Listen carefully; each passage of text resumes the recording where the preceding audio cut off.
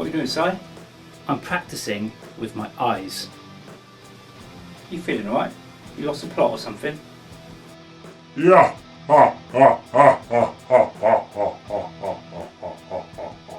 Whilst recording the guitar parts for the new upcoming Alder Freyr album, I realised just how imperfect my guitar playing was.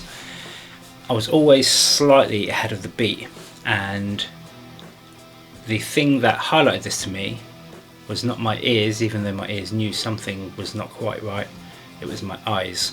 So I'm going to show you what I mean, how I've been working on correcting this bad habit that I've picked up, and how you can use it to your advantage too. So I've put together a little practice routine using whole notes, half notes and quarter notes at 165 BPM. So I'll show you what it looks like, I'll show you what it sounds like when it's played accurately, and I'll show you what it sounds like when it's played inaccurately. Hopefully you'll hear the difference and see the difference and be able to then take that and use that in your own practice schedule. And I've included the tab, so if you want the tab for these little practice ideas, I'll put a link in the description for that as well. So I've created a Reaper project with a very basic drum beat and 5 guitar parts, and the idea here is to record each guitar part so that each of the parts is landing dead on the beat on each bar that it plays in.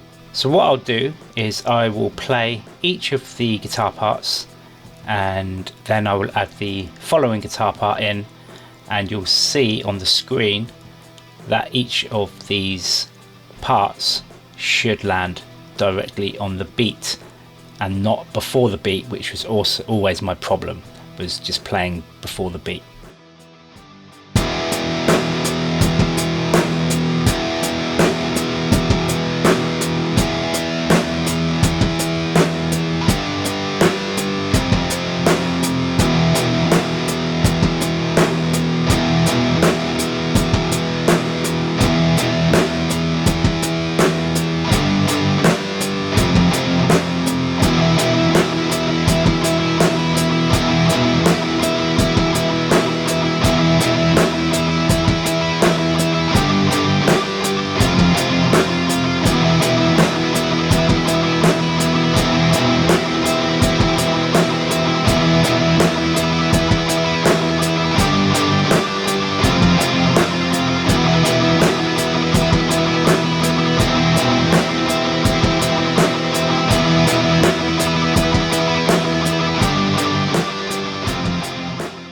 Just to quickly show you some of these guitar stems, where they are on the beat, and also on some where I wasn't quite as tight. So when it gets to the tremolo picking, it gets a bit more tricky to land exactly on the beat. So a lot of them are in. There are a few that have gone slightly out of time, and you'll see a couple of those in here.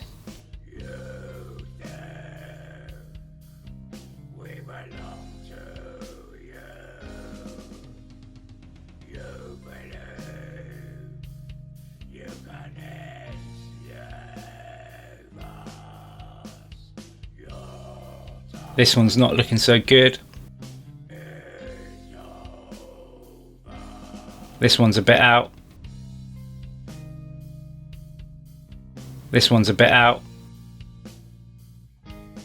So now I'm going to take those parts and just move them fractionally to the left so you can hear the difference it makes when the notes aren't being played directly on the beat.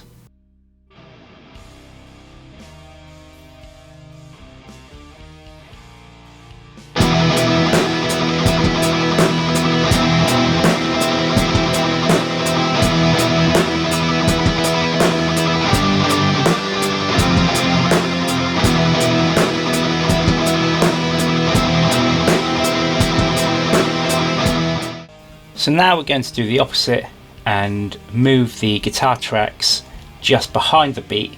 So this is what it would sound like if you were playing behind the beat.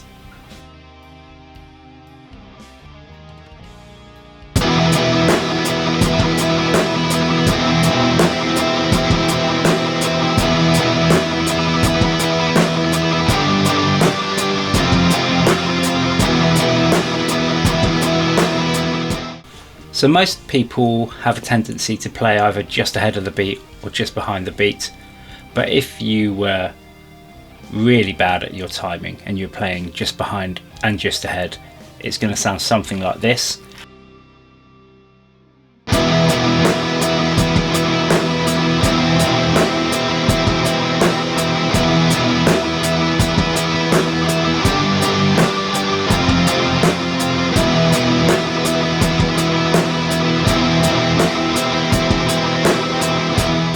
And here it is again in time, just so you can hear the difference.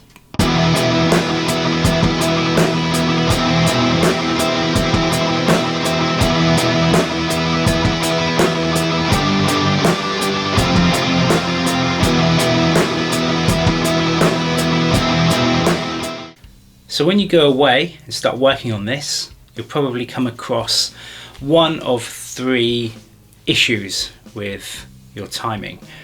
Issue number one is you're not hearing the beat correctly. Now for me, I've always heard the beat ahead of the beat, so I really had to concentrate on listening to exactly where that beat falls, and it was nowhere near where I've always heard it.